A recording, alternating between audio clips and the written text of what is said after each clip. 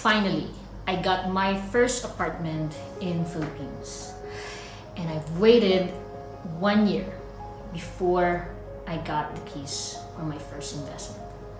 And today I will be talking about what are the things that I have come to realize when it comes to these pre-selling unit condos that are 10% ready to move in Airbnb marketing tag for all of the developers in the Philippines, and how you can avoid the stress that I have gone through when I took my first apartment. So stand by until the end. 2 years ago, I decided to take my first apartment in the Philippines from one of the dreamiest location in Manila.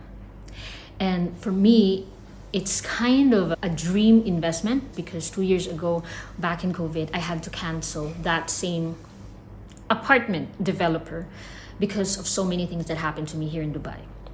So when I had a chance, I invest again.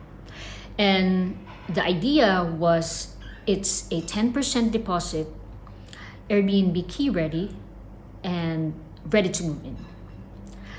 I hand over my cash to them, and next thing that I knew, I have to wait 1 month in able for them to process everything.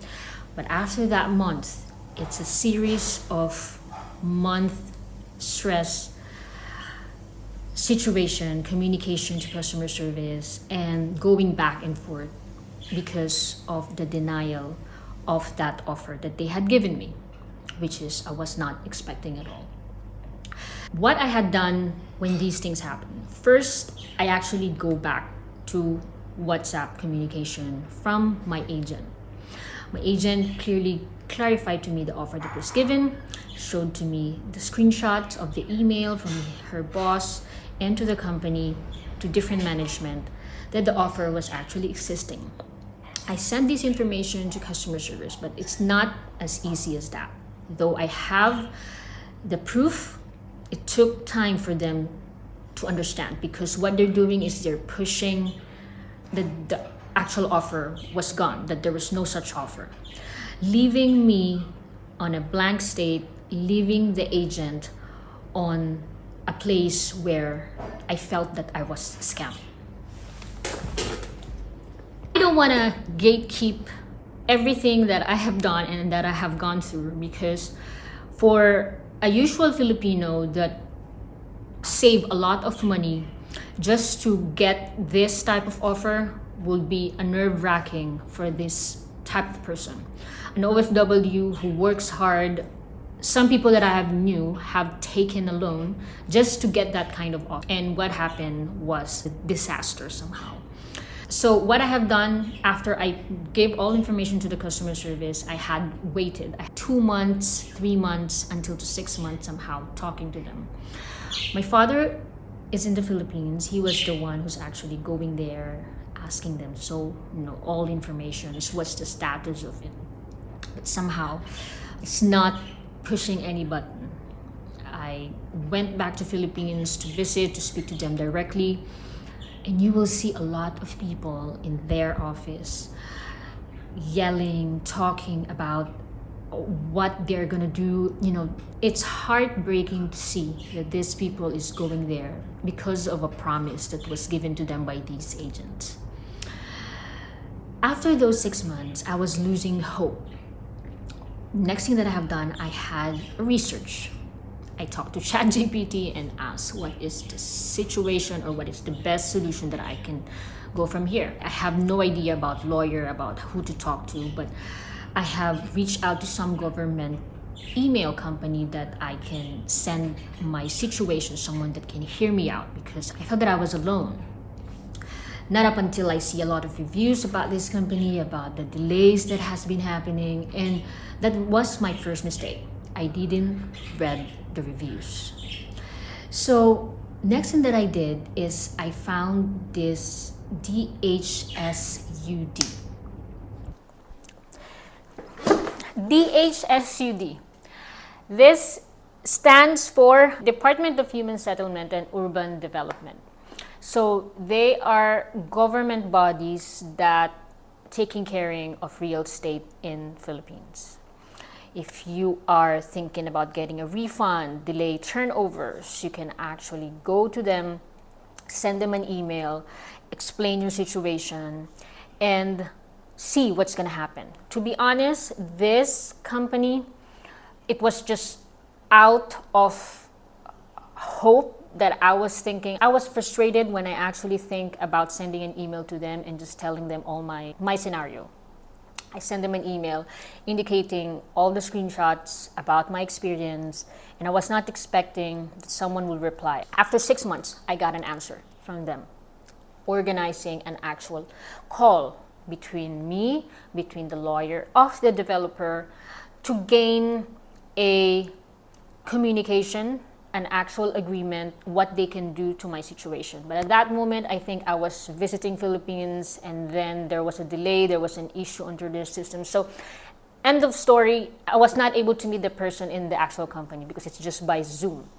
But I was able to talk to the person who is coming from this department. We talked on Zoom, and I explained to him.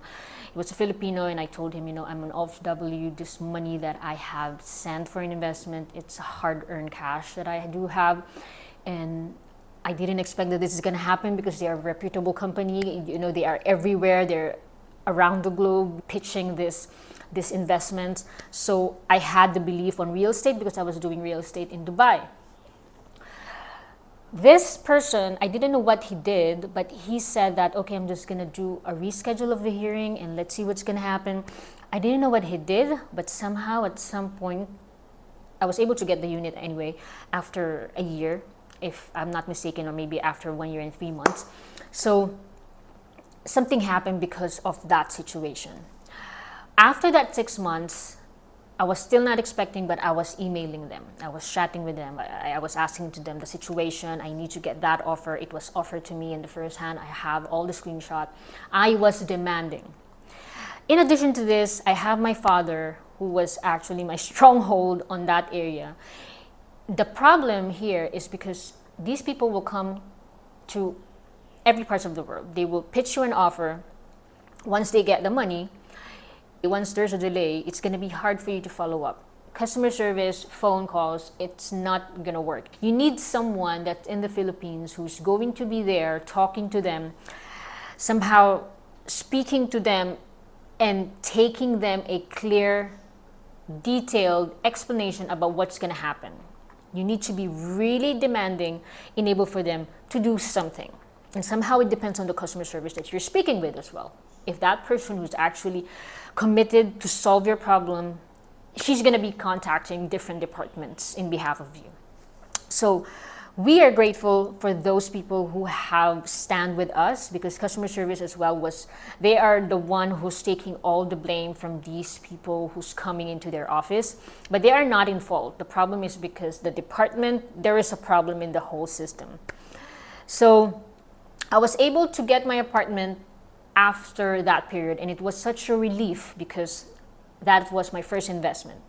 And I cannot be thankful because I was led to these steps and experience enable for me to be sitting here and explaining to you what I have come to realize.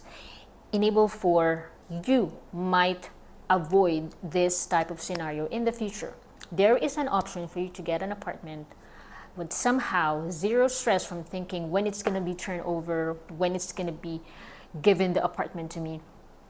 There is a way that it has been doing here in Dubai and even in Philippines, but it just didn't sink into my head until my dad was actually trying to sell his unit. So my dad got an apartment, a condo unit, from a different developer, was able to give us our unit in 3 weeks' time because the manager, we knew her. We got the unit, but the thing is, he's already in the age of 60. So when the apartment is about to enter into a bank, the first few years, you will be paying to the developer once you get an apartment. After that, it goes to the bank. And whatever the loan that will be approved to you, that's the term that you will be given. My father is 60 years old, so there is no chance for him to get a longer term. The agent talked to me like, we can put it under your name, or you have an options to sell it out. And that's the time that I have come to realize, yes, I can actually do sell this apartment out to people. And because it's rush, it's lesser from the value somehow. He's giving a furnished unit with a long-term tenant that pays the rent, and it's going to be an easy process. You just need to file a change of name, and then that's it. The title will be transferred to you. You're going to be putting into the bank. So approximate cost maybe around roughly 50,000 dirhams, around maybe 800,000 pesos. But he's giving a furnished unit for cost of 150,000 pesos. So that's a free already that he's giving in. And what good thing is there is a tenant that's living on that apartment. So somehow they're paying like almost half of the rent that it's supposed to be. If you will be given a term of 25,000 per month in pesos. And if the tenant is paying, let's say, 15,000 pesos or 17,000 pesos, then you will have to pay extra 8,000. And that 8,000 is the only amount that you will be shouldering out from your pocket once it turns over to the bank. And that's the beauty of real estate. Yes, you are shortfall of 8,000 pesos, but the key here is you can increase your tenant after a year, or you can open it on Airbnb. It depends to you how you're gonna manage it, how you're gonna do it. But in the long run, this kind of investment is a longer term, meaning to say, when we took the apartment, it was like 4 million something, but now it's after 2 years, it's around 4.3, I think. That is because the strategic location of the apartment.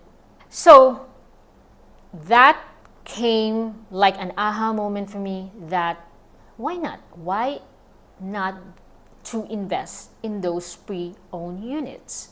And to be honest, it's save the hassle, the stress that you have to deal with customer service and with the developer, because you knew that the unit is already existing.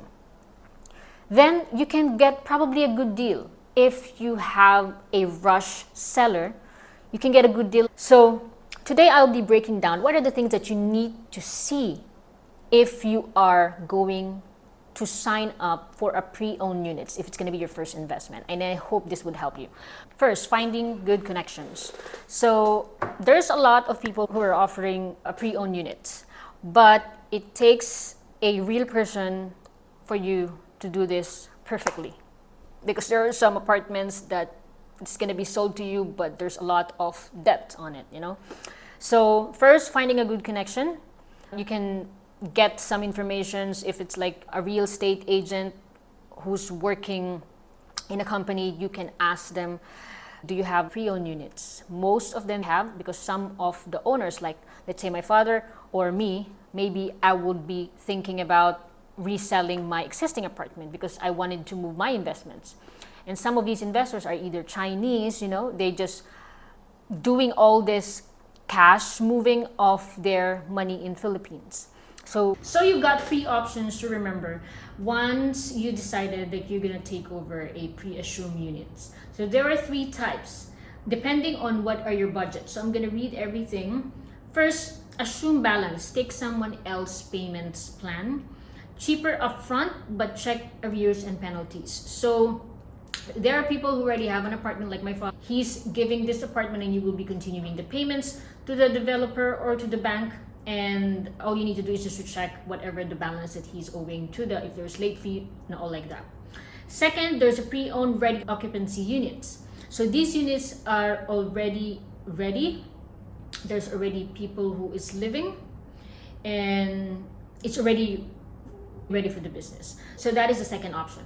The third will be a pre-selling. So if your budget, let's say, not more than from what you wanted to spend, most of the pre-owned units that's already established, if the apartment is already have a tenant, most probably this apartment has already been paid off, let's say in 3 years time. So if it's in 3 years time, most of the owner will ask you around 1 million or let's say 80,000 dirhams or 60,000 dirhams deposit for you to take over their unit. So if you're the type of person that you wanted just to start, you're young, you're 27, 29, and you are just wanting to get and start your first investment, take over a pre-selling unit. If a person has a pre-selling unit, it's cheaper the cost because the building hasn't been turned over yet. So you can opt for that options. There were some people who took a pre-selling unit, they paid for almost 2 years, and now they wanted to resell their unit. And you've already gained a profit when you did that, because most of the time the people who have actually started to get that unit on first 2 years when there's nothing and people are just pitching these apartments and buildings, and if they are the one who give that money first, most probably after 2 years, that payment that they're paying right now will be around 8,000 difference once you're gonna be taking over. And if you can take advantage of what they're paying from the last 2 years, then it's a really good. What to look out for in a unit. So one is your location, infrastructure. If it's near the train station, near the bus stop, so this is a good sign of investment.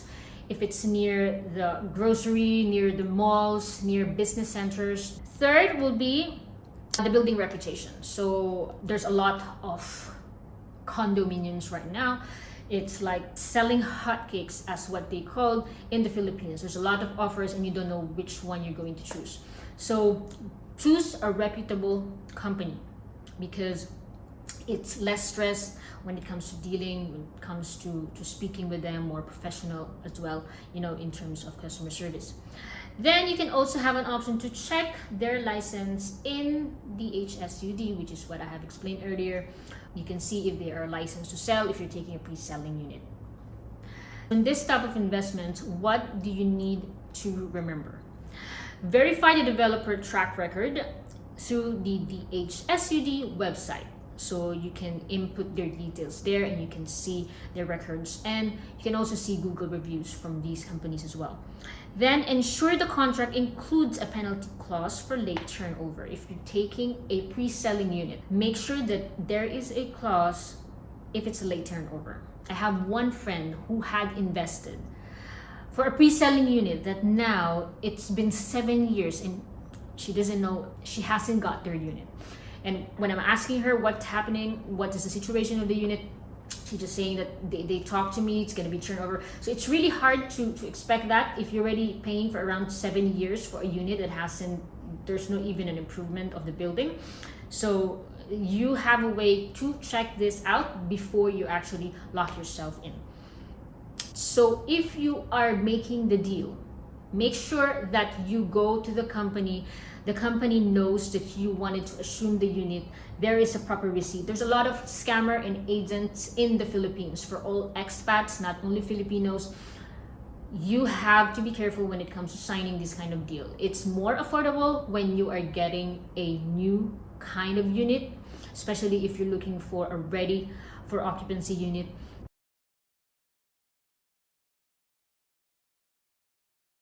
I believe that this video serves value to those people who have been chatting with me in TikTok, people that are having issues about delayed turnovers or paperwork that cannot be shown to them by the developer.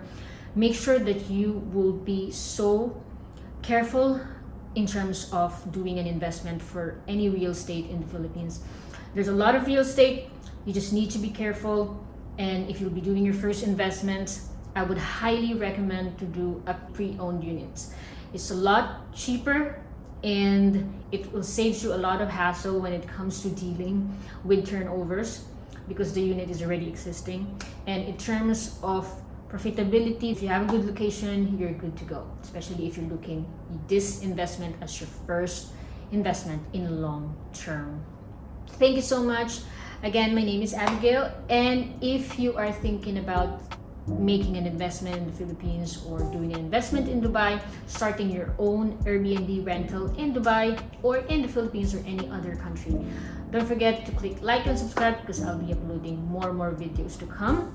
I'll be going in Vietnam soon, enable for me to see the possibilities there as well. And I'll be sharing with you all the guides and all the ideas that I do have in the future. If you're thinking about getting into rental business, you can DM me, and you can check my website, capital.diverse.com, or you can DM me, send me a hi in my Instagram page. It's all linked in my bio. Thank you so much.